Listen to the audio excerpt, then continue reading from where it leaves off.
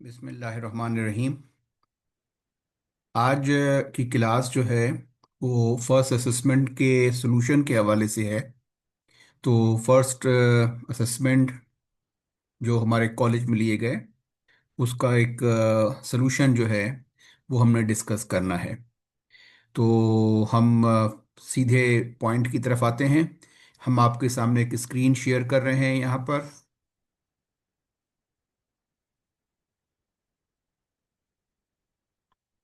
ये एक स्क्रीन आपके सामने शेयर की जा रही है और इस स्क्रीन में आप देख रहे हैं कि हमारे पास जो है वो फर्स्ट असेसमेंट 2025-26 के ये सॉल्यूशंस हैं। ये पेपर जो हमने कंडक्ट किया था क्लास में उसका ये एक सॉल्यूशन है। और वन बाय वन तमाम क्वेश्चंस जो हैं वो हम इसके जो हैं वो डिस्कस करेंगे। तो यहाँ पर अब हम सीधे सोल्यूशन की तरफ आ रहे हैं। जो हमने आपको मालूम है कि जो बोर्ड का जो पेपर होता है उसमें तीन सेक्शंस होते हैं, section A, section B and section C. Section A MCQs का होता है, वो हम बाद में डिस्कस करेंगे। सेक्शन बी जो शॉर्ट क्वेश्चंस आंसर्स का चैप्टर है वो हम आज की क्लास में डिस्कस करने जा रहे हैं। तो इसमें क्वेश्चन जो पहला क्वेश्चन दिया गया था वो हम आपके सामने लेकर आ रहे हैं इस वक्त।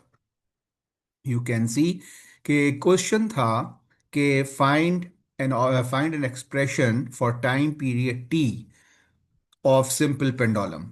Time period may depend on mass of bob m, length of pendulum l, acceleration due to gravity g। यानी इन्होंने तीन फैक्टर्स हमें दिए हैं कि इन तीन फैक्टर्स पर time period of simple pendulum depend कर सकता है। तो डायमेंशनल एनालिसिस के थ्रू हम इसको सॉल्व कर सकते हैं। तो लिहाजा आप यहाँ पर देख सकते हैं कि हमने टाइम पीरियड को डायरेक्टली प्रोपोर्शनल लिखा है। m की पावर है a, l की पावर है b, g की पावर है c। m is mass, L is length of the pendulum, G is gravitational acceleration। अब डायरेक्टली प्रोपोर्शनल है या इन्वर्सली प्रोपोर्शनल है हमें ये नहीं मालूम। ए बी और सी की जो वैल्यूज हैं वो इस बात को आइडेंटिफाई करेंगी कि कौन सा फैक्टर डायरेक्टली प्रोपोर्शनल है और कौन सा इन्वर्सली प्रोपोर्शनल है। हमने प्रोपोर्शनैलिटी का साइन रिमूव किया, कांस्टेंट ऑफ प्रोपोर्शनैलिटी अप्लाई किया है। तो हमने लिखा T is equals to constant MA LB G C। अब यहाँ पर ये जो हमने मेंशन किया है आप देख सकते हैं। तो हमने क्या किया कि लिखा कि जी यहाँ पर तो सिर्फ टाइम पीरियड का कैपिटल T लिखा गया है। तो इस टाइम पीरियड का जो यूनिट होता है वो सेकेंड होता है। तो सेकंड जो है वो ऐसा यूनिट टाइम का है। तो हमने यहाँ पर टी लिखा है और उसकी पावर वन कर दी है। जबकि लेफ्ट हैंड साइड पर हमारे पास ना तो मास अवेलेबल है, मास हमारे पास मौजूद नहीं है, किलोग्राम मौजूद नहीं है। तो एम की वैल्यू ज़ीरो हो गई। और यहाँ पर एल जो है लेंथ भी मौजूद नहीं है, तो एल की वैल्यू भी हमने ज़ीरो की। और हमने क्या किया कि एम यहाँ पर भी राइट हैंड साइड पर स्मॉल एम की जगह पे कैपिटल एम लिखा, यानी मास के लिए इसकी पावर ए है, लेंथ की पावर बी है। और g जो है ग्रेविटेशनल एक्सलरेशन, इसका यूनिट मीटर पर सेकंड स्क्वायर होता है।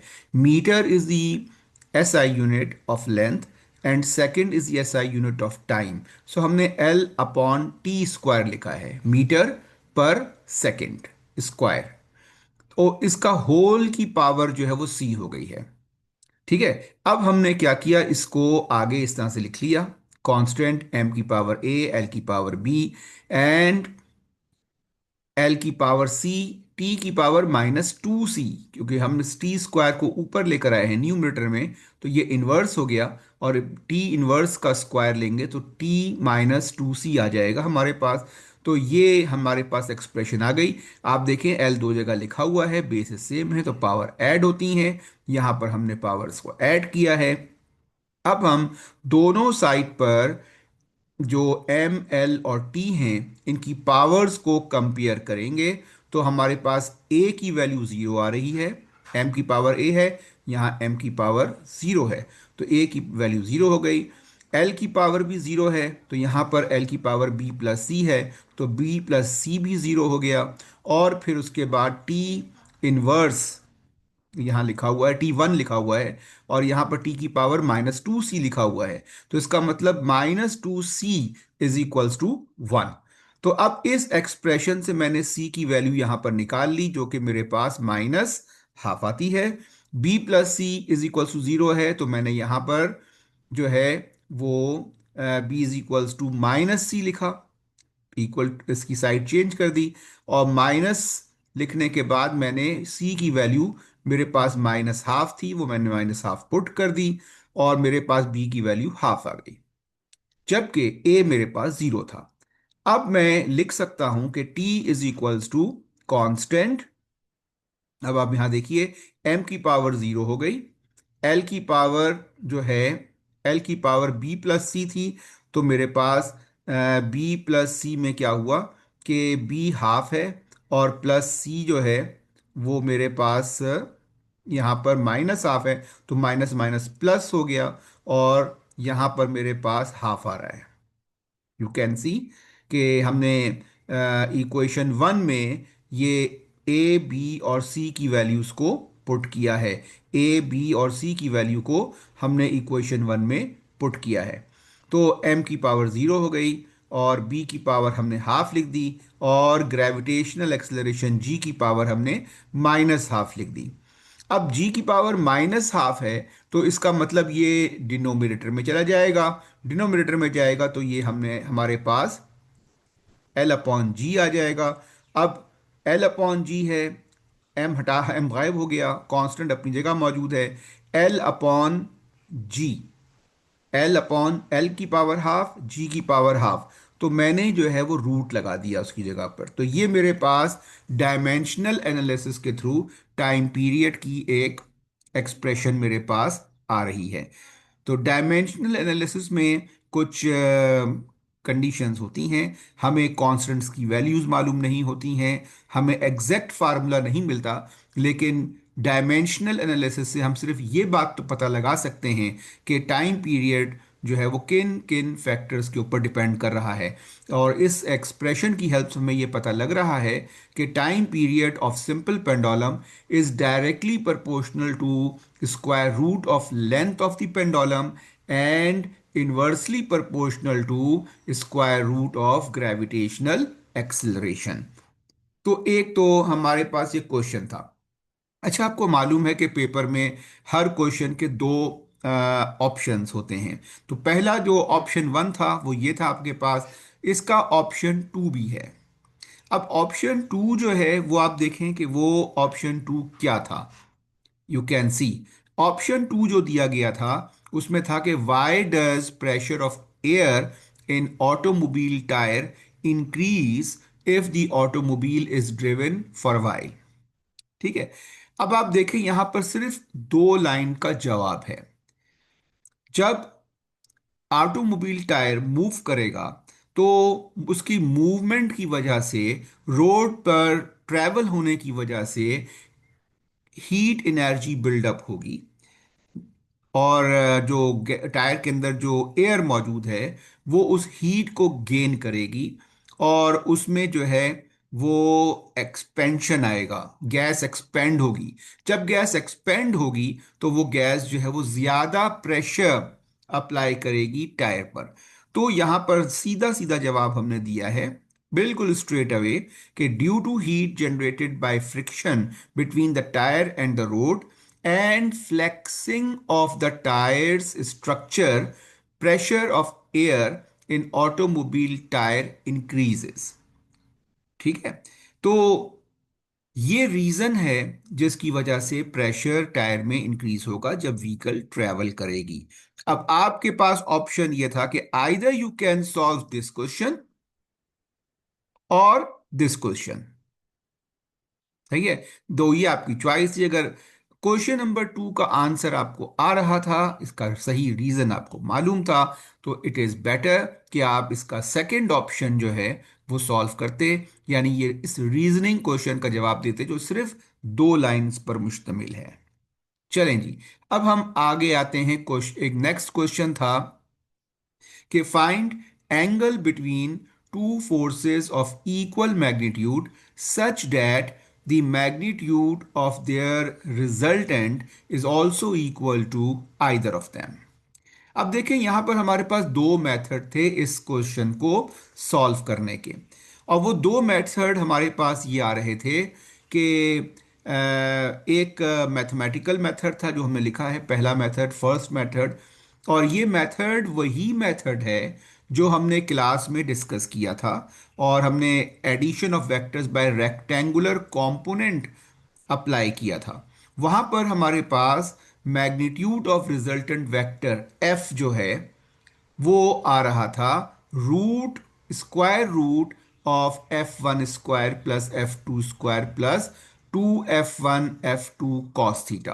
तो अगर हम दोनों साइड पे स्क्वायर करेंगे तो रूट जो है वो यहां से खत्म हो जाता है और एफ स्क्वायर यहां पर आ जाएगा। अब हमने सोल्यूशन में लिखा कि F1 और F2 जो हैं, हमें गिवन है कि ये दोनों फोर्सेस इक्वल हैं, और जो रिजल्टेंट फोर्स है उसके इक्वल आ रहे हैं, उसके भी इक्वल हैं। तो हमने क्या किया कि F1 और F2 की जगह पर F रख दिया। तो अब यहाँ पे भी F1 F2 था तो F रखा दोनों जगह पर, तो ये एफ स्क्वायर हो गया। और इस तरह से आप देखें तो F square plus two plus F square, ये टू एफ स्क्वायर हमारे पास आ गया है, हमने कॉमन ले लिया टू एफ स्क्वायर, तो ब्रैकेट में वन प्लस कॉस थीटा आ गया। तो अब यहां पर आप देखें कि एफ स्क्वायर से ये एफ स्क्वायर कैंसिल हो जाएगा, यहां बचेगा वन। तो टू क्रॉस मल्टीप्लाई के नीचे आएगा तो ये हाफ आ गया, हाफ। अब ब्रैकेट के अंदर बच गया वन प्लस कॉस थीटा। अब जब मैंने वन की साइड चेंज की, इक्वल टू से पहले लाया, तो ये minus one, half minus one, ये माइनस हाफ आएगा। Minus half is equals to cos theta, so theta is equals to cos inverse minus half. तो यहां पर आप देखें कि अब जो हमने हमारे पास वैल्यू आएगी cos inverse minus half, this is equals to 120 degree. Second method में आप देखें हमने ट्राइंगल ड्रॉ की है, और हमारे पास यहाँ पर आप देख सकते हैं कि हमारे पास आप यहाँ पर देख सकते हैं कि ये मेरे पास F1 है, और यहाँ पर मेरे पास ये F2 है। तो F1 और F2, इनके दरमियान, इनकी डायरेक्शंस के दरमियान ये एक एंगल फॉर्म हो रहा है।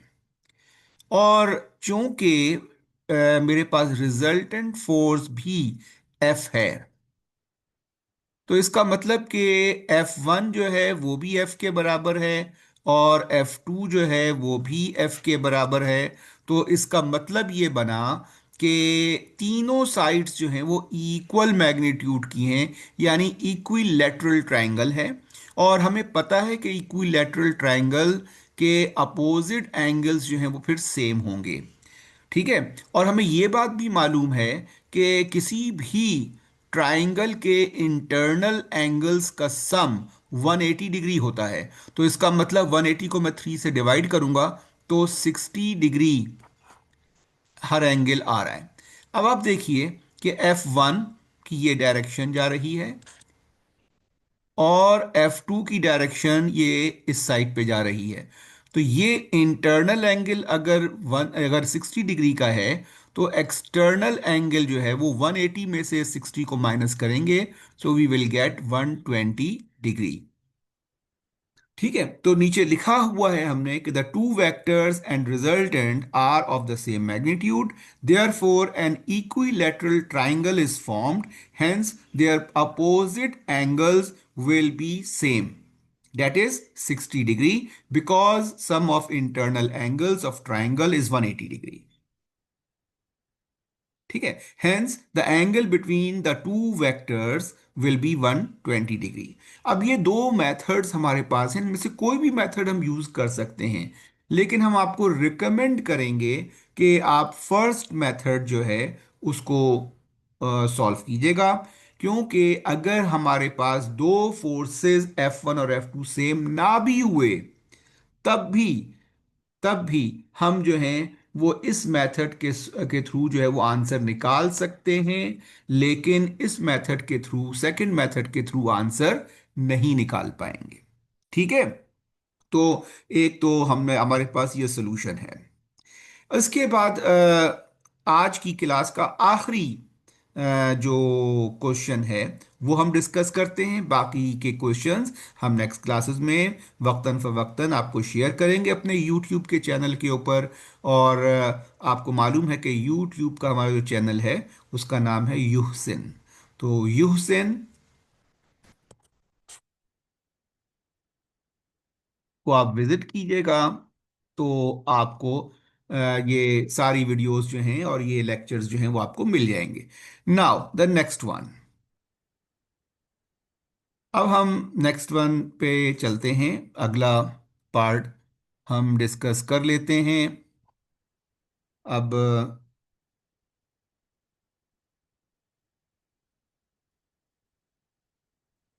जो ये क्वेश्चन हमने यहाँ पर इसको लिखा है, तो अब आप यहाँ पर देख सकते हैं कि क्वेश्चन नंबर 4 जो है वो है कि a ball is thrown vertically upward at 19.6 metre पर second for its complete round trip up and back to the starting position, to the starting position, to the starting position, calculate the average speed. अब बहुत सारे students क्या करते हैं, वो ये कर देते हैं कि हमने जो इनिशियल वेलोसिटी है वो 19.6 मीटर पर सेकेंड की है। हमने डाटा में इसको मेंशन किया है। हाईएस्ट पॉइंट पे जो वेलोसिटी होगी वो ज़ीरो हो जाएगी। और फिर जब दोबारा ग्राउंड पे आएंगे तो फिर वेलोसिटी 19.6 मीटर पर सेकेंड होगी। तो वो क्या करते हैं कि 19.6 प्लस ज़ीरो करके और टू से डिवाइड कर देते हैं। तो ये आंसर जो है वो दुरुस्त नहीं आएगा आपके पास। सोल्यूशन में हमने आपको दिया कि सबसे पहला काम तो हम ये कर लेते हैं कि वी एफ, कि हमें हमें जो है वो टाइम मालूम कर लेते हैं कि ज़मीन से हाईएस्ट पॉइंट तक बॉल जाएगी और फिर वापस ज़मीन पर आएगी तो कितना टाइम लगेगा। So v f is equals to v i plus a t. V i हमें गिवन है 19.6, और ए जो है वो ग्रेविटेशनल एक्सेलरेशन के बराबर है ड्यूरिंग अपवर्ड मोशन। जी की वैल्यू जो है वो -9.8 होगी, और टी हमने लिख दिया। तो हमने इसको सॉल्व किया। सॉल्व करके हमारे पास टी जो है वो 2 सेकेंड्स आ रहा था। और फिर 2 सेकेंड्स हाईएस्ट पॉइंट तक पहुंचने में लगेंगे, तो हाईएस्ट पॉइंट से ज़मीन तक पहुंचने में भी 2 सेकेंड्स लगेंगे। तो हमारे पास 4 सेकेंड्स जो हैं वो आ जाएंगे हमारे पास। अब उसके बाद आप देखिएगा, अब आप उसके बाद देखें।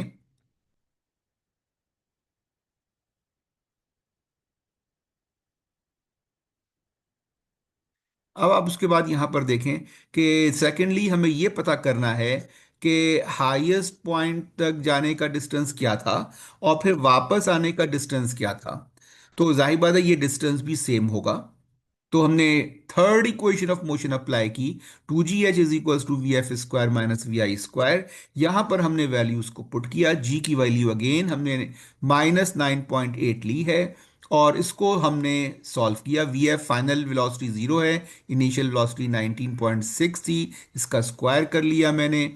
तो मेरे पास जो हाइट आ रही है वो 19.6 मीटर आ रही है। यानी बॉल जो है वो 19.6 मीटर की हाइट तक जाएगी और फिर वहां से वापस इतना ही डिस्टेंस ट्रेवल करेगी। तो टोटल डिस्टेंस जो कवर हुआ वो 39.2 मीटर पर सेकेंड हुआ। तो अब हम फार्मूला अप्लाई कर सकते हैं, S is equals to V average into T. अब वेलोसिटी अगर यूनिफॉर्म है तो हम v जो है वो यहाँ वेलोसिटी, यूनिफॉर्म वेलोसिटी होती है, वेलोसिटी में वेरिएशन आ रही है, तो हमने यहाँ पर एवरेज वेलोसिटी ली है। तो एवरेज वेलोसिटी जो है वो s अपॉन टी हो जाएगा। So here I will get this value. ठीक है। तो ये हमने आज जो है वो दो क्वेश्चंस किए।